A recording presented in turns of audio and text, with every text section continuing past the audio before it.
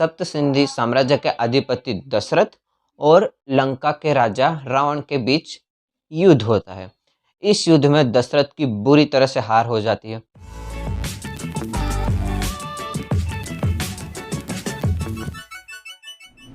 नमस्कार, मैं अर्पित रवलती बुखोरी की तरफ से। आज मैं जिस बुक के बारे में बात करने वाला हूँ उस बुक का नाम है राम इक्ष्वाकु के वंशज। इस बुक के लेखक है अमीश त्रिपाठी। इस बुक के बारे में बात करने से पहले मैं इस सीरीज़ के बारे में बात करूँ तो इस सीरीज़ का नाम है रामचंद्र श्रृंखला। इस सीरीज़ में टोटल 5 बुक है और अभी तक 3 बुक रिलीज़ हो चुकी है। पहली बुक है राम इक्ष्वाकु के वंशज जो 2015 में आई थी। दूसरी बुक सीता मिथिला की योद्धा जो 2017 में रिलीज़ हुई थी। और तीसरी बुक रावण आर्यवर्त का शत्रु, ये बुक 2019 में रिलीज़ हुई थी। फोर्थ बुक इस साल के एंड तक आ जाएगी और शायद इस बुक का नाम होगा the war of Lanka. Book के बारे में बताने से पहले मैं एक डिस्क्लेमर देना चाहता हूँ। अगर आप रामायण जानने के लिए ये बुक पिकअप कर रहे हैं तो मत कीजिए। यह बुक वाल्मीकि जी की रामायण से काफ़ी अलग है। इस बुक में अमीश जी ने खुद की इमेजिनेशन से लिखी है। इस बुक में रामायण से कैरेक्टर पिकअप करके अमीश जी ने फिक्शन माइथोलॉजी बुक लिखी है। तो आप ये बुक सिर्फ एंटरटेनमेंट के लिए पढ़े, न कि रामायण की जानकारी के लिए। रामचंद्र सीरीज की पहली बुक है राम इक्ष्वाकु के वंशज। मेरे पास जो एडिशन है वो पुराना एडिशन है। पहले इस बुक का नाम था इक्ष्वाकु के वंशज। बाद में इस बुक का नाम चेंज करके राम इक्ष्वाकु के वंशज कर दिया। सबसे पहले बुक्स के कैरेक्टर्स के बारे में बात करें तो इस बुक में कई सारे कैरेक्टर्स हैं और उनका इंट्रोडक्शन भी स्टोरी के साथ धीरे धीरे होता रहता है। काफ़ी सारे कैरेक्टर की वजह से आप उनके बीच कन्फ्यूज़न न हो, इसलिए इस बुक के आगे ही आपको सब कैरेक्टर्स के बारे में पहले से ही बताया गया है। अब बात करता हूँ इस बुक की स्टोरी के बारे में। इस बुक की शुरुआत होती है रावण द्वारा सीता के अपहरण से।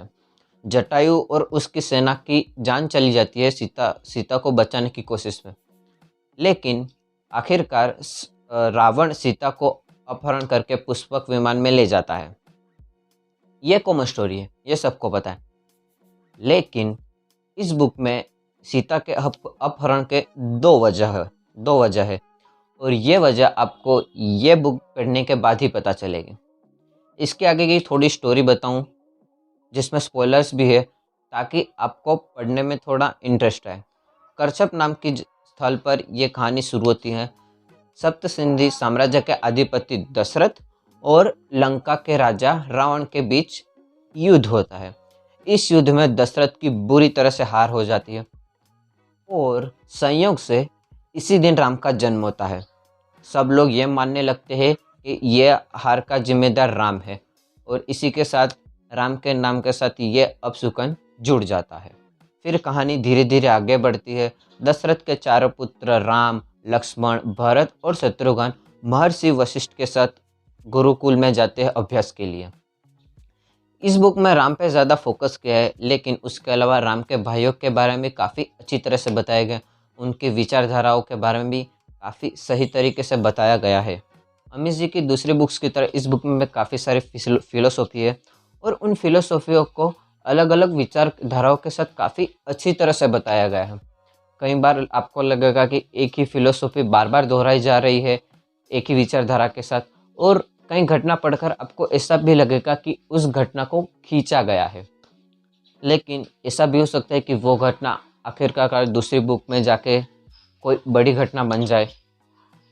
इस बुक का इंग्लिश वर्जन जो ओरिजिनल वर्जन है उसको 2015 में क्रॉसवर्ड की तरफ से पॉपुलर चॉइस में बेस्ट फिक्शन अवार्ड भी मिला था। अब बात करते हैं ये बुक किसको पढ़नी चाहिए और किसको नहीं।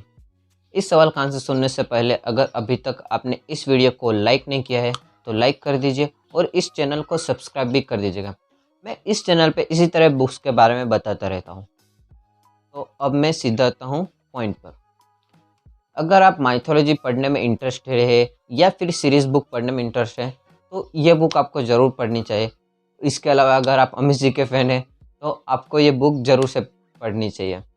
इसके अलावा आप रामायण जानने के लिए या फिर रामायण की जानकारी के लिए ये बुक पिकअप कर रहे हैं तो इस बुक को पिकअप न करिए।